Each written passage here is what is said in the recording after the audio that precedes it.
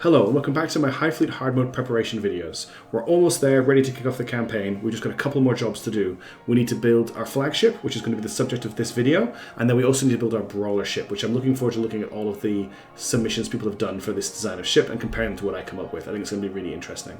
Before we can build these ships, however, we need to just have a look at something quite important, which is our fleet finances. We do have a hard budget that we're up against that we can't go over, or we won't be able to get the fleet up and running. So what we're going to have a quick look at in this video is the planned fleet composition and how much money that has cost us so far, and then how much money we have left over at the end to actually take our fleet into the air. That will also be what we have to build the flagship and the brawler ship with. So the first thing to talk about just really quickly is how much money is the actual budget, because I don't think I've written it down in any of my videos. I might have mentioned it a couple times, but because I completed the campaign in our first playthrough, for this hard mode campaign, we have a budget of 361,015 gold. That's quite a lot of money. The Sevastopol I think is 180 or 108, somewhere in that range. So we've got a decent amount of cash, especially if we're not taking a Sevastopol, which we're not. But how does that fit into what we've built so far? Well, the first ship that we built was the Audacity. The Audacity currently costs 20,860 gold, which is pretty cheap. We can have a lot of these within our budget. However, the Audacity can't operate on its own. It doesn't have enough fuel, so we need to include a strategic tanker, the Starfish, whose job is just to keep the Audacity fueled. It costs 10,990 credits. So if we were to combine those together into like one task group, we would have a budget total of 31,850. That's for one Audacity and Starfish strike group. Now I want to get a few of those. Let's say I want to put 3 into the fleet. So for 3 of these strike groups, and we combine them together, we end up with a total for those ships of 95,550 credits. That's how much money we are spending on just our early game strike groups, which is a lot of money, but it's not actually a considerable amount of our budget, and I'm quite happy spending that money. It does also mean if we run into a little bit of trouble down the road, we've got a little bit of wiggle room, because I can remove one of those strike groups and just start with 2 instead of 3. Now we have a couple of other things to take into account here, because we're not just taking these strike groups with us. We've also got some support ships. So we just factor those in. We also have a pocket carrier we want to add into the fleet. That costs 43,125 credits on our own. Our current total before we add that in, if you remember, is 95,550. If we add that in, our new total is 138,675 credits. So we're starting to sort of take big bites out of our budget at this point. Now there is one other support ship I want to add in, and that is our strategic missile carrier, which has a cost of 37,065 credits. So if we add that in, our new total becomes 175,740 credits. So we've built the ship and we've used roughly half of the full budget that we have available to us. If we just want to total it in front of our eyes, we have a fleet budget of 361,000.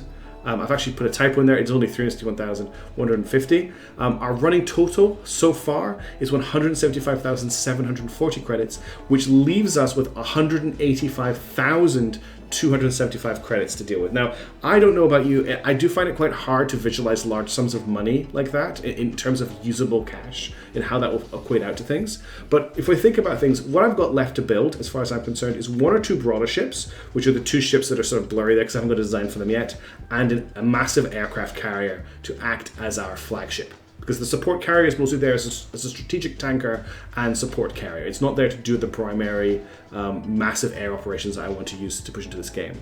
So if we take that remaining budget of 185,000 credits and just split it in half, give half of it to the brawlers, give half of it to the flagship. I also leave some money left over. We'll give a full half of that to the flagship. So we've got a budget of 92,637 credits to build the flagship with. And if we can try and build a brawler or 2 brawlers with half of what's left, giving us a budget of 46,318, I think that's possible. We may have to go over that, but I'm leaving us some wiggle room in order to do that. If you look at my total finances here on this last slide, my strike groups total costs 31,000. My pocket carrier costs 43. My strategic missile carrier costs 37. My budget for brawler ship or ships is 46,000. My flagship 92,000, which gives me a leftover total of 46,318 credits. So I can dip into that a little bit if I need to get the brawler ships built, but I do need to make sure that I have some credits left over at the end because I'll need to buy things at the start of the campaign. because the money that you have left over from buying your fleet actually carries over into the game, and you can use it at the start to buy ammunition, to buy fuel, and it is your primary source of funding until you take some towns. And if you have bad luck taking those towns, you don't get any valuable modules, or you don't even get any fuel, you're going to spend that money really, really quickly. So we do want to make sure we have a small cash reserve left over once we've built our fleet, or we're going to run into problems. What we don't want to do is keep buying things until we have nothing left over. I mean, I could technically buy another 3 Audacities and tankers with that 46,000 that's left over, but I think that would be a really stupid thing to do. I might go for a 4th. There is actually a temptation for that. But anyway, that's our brawler situation. That's our situation. So in this video, I'm going to build the flagship with a budget of 92,000 credits. Then by the time I've got that video out, I'll have all the submissions I'm going to get from everybody. If you haven't got your submission yet, there is a Reddit thread that I'm posting in my videos that you can go to submit your designs. I'm going to build my brawler ship. I'm going to compare it to the ship that you guys have built. If I can, I'm going to actually try and fight those ships. We'll see if I can get that to work. And then we're going to start the campaign. So thank you for sticking with me during this kind of beginning period while we're getting ready for the campaign to start, but we're almost there. For now, let's jump into the video, and what we're going to do is we're going to check out what's going on in game to build our carrier. Okay, welcome back to the ship editor. In this video, we're going to build our flagship. This is going to be quite a big ship, so I'm not going to talk for the whole build video. I'm going to talk about my design concepts, throw it together in a sped up video, and then we'll talk about it at the end. But what we want to go over is what the ship is going to do. First of all, as we saw earlier in this video, we have a budget of 92,000 credits that we need to stick to build this ship. Secondly, we need to discuss what this ship is going to do. I want it to be a large aircraft carrier. We've built a small aircraft carrier, and that came to 46,000 credits. So I can look at maybe doubling the size, taking a lot more T7s. I've had a few people comment on the fact that LA-29s are a useless plane, and I want to address that. Yes, they cannot take anywhere near the same loadout as a T7. Both the T7 can take double what an LA-29 can, and a lot faster. And yes, the price difference is not very good. But the thing about an LA-29 is I'm not as sad when I lose it. Actually, the price difference is really, there's just no point, is there? Because one thing I like about an LA-29, the one thing I really like about an LA-29, is it carries one 250 kilogram bomb. And that one 250 kilogram bomb is enough to kill most light garrison units. The T7 carries 2 of them, and it's usually overkill. So what I was going to argue was, look, the LA-29 carries 1 bomb, and that's great. But honestly, it's just not worth it. The 5,000 credits just makes the T7 so much better. The only thing the LA-29 has over the T7 is availability in the campaign. So this flagship is only going to carry T7s, as many as I can cram in while still keeping the speed reasonable. I don't want to dip under 300 kilometers per hour. Mostly, that's just a game speed thing. I hate waiting for the Sevastopol. It takes so long to fly around at 90 kilometers per hour. So this thing's going to go, hopefully, at 300 if I can get there. I want a little bit of anti-air defense. We might put some Vermpools on here and some 2A-37s if I can fit them in, just to make sure we can sweep any aircraft out of the skies, because that's probably the most likely thing that's going to come for us. And I want to put on it probably full radar, and definitely ELINT, IRST, etc. And the reason I want to go with radar is because late game we're going to have to hunt some stuff down, and I need to have some ships with radar on them, so I want to at least have my flagship to have radar on it. We'll probably keep the radar turned off for most of the campaign. But those are my design ideas. What I'm going to do now is just get on with building the ship.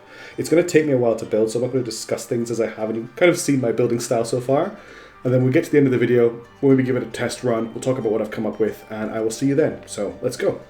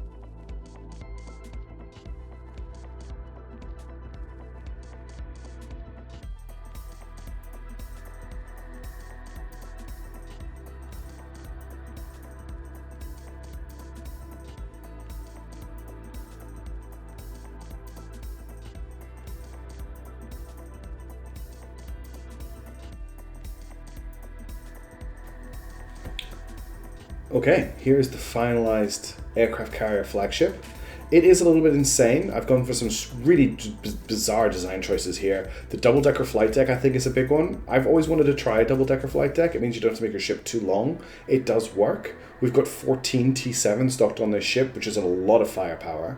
We're just under our 300 kilometer per hour top speed, which I'm happy with. We have a range of 2,500 kilometers, which is a little bit low, but it should be fine for the ship. It can get between the cities it needs to. I've given us a 750 kilometer range radar, just so that when we're hunting down ships, we've got the biggest chance we can to find them. We're also operating on a slightly reduced ELINT, but I think ELINT is very important for the ship because I need to know if it's being hunted.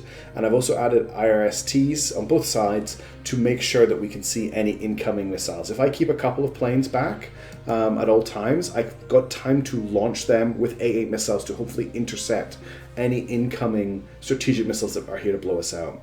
I've honestly made a token nod to close-in weapon support with the 4 miniguns, which honestly I think are just dead weight, but we'll keep them on for now. I've not put any sprints on here. There's no missile defense at all.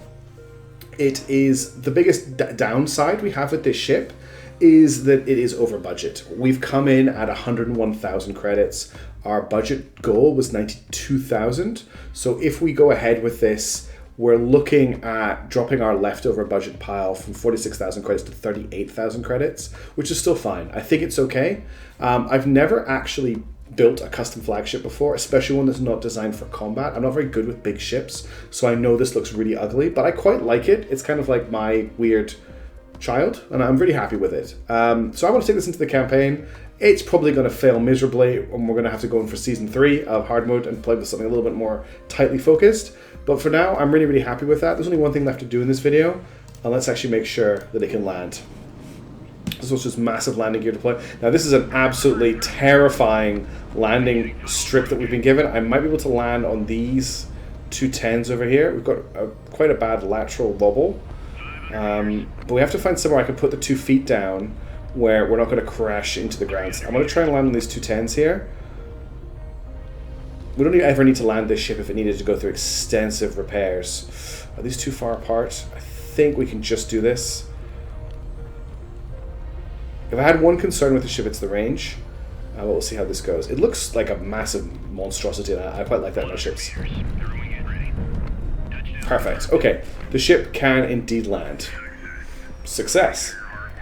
Okay, I'm going to go ahead with this. If you have any comments or any design flaws you want to see in the ship, please let me know. I know that I haven't addressed a lot of comments in the previous videos. I'm getting a lot of comments right now, which is really cool, but also it's taken me a bit of time to get through them all. So if you have made a comment on a video and I haven't replied to it yet, please know that I do reply to all of my comments. I will get to it eventually. I just go through the list and I apply the ones I can when I've got a couple of seconds. So just to remind you, the next video I'm going to be filming is the brawler design video. If you want to try and build to the budget for that ship is 46,000 credits. Either 2 brawlers that can take on a strike fleet or 1. It's going to be tight. I'm actually really excited to build to those constraints. And I will do probably 2 videos. I'll do one video where I build my own brawler, and then I'm going to take all of the designs the community have given me, and rather than doing a spreadsheet, if you've given me the .sarah file, I'm going to import it into my version of Highfleet. I'm going to give it a test flight, and if I can work it out, I think I've got it worked out, I should test it, I'll get it to fight off against my brawler, and we'll see which one wins, and I think that's going to be quite good fun, and then we're going to start off with the campaign. So for everyone who's itching for the campaign to start, it's starting really, really soon. I really appreciate your patience. We're going to kick off with this. It's going to be good fun. And anyone who's new to the channel, thank you so much for watching my videos. Thank you for subscribing. And I'm just enjoying making videos, and I hope you enjoy watching them. So I will catch you in the next video. But for now, ciao.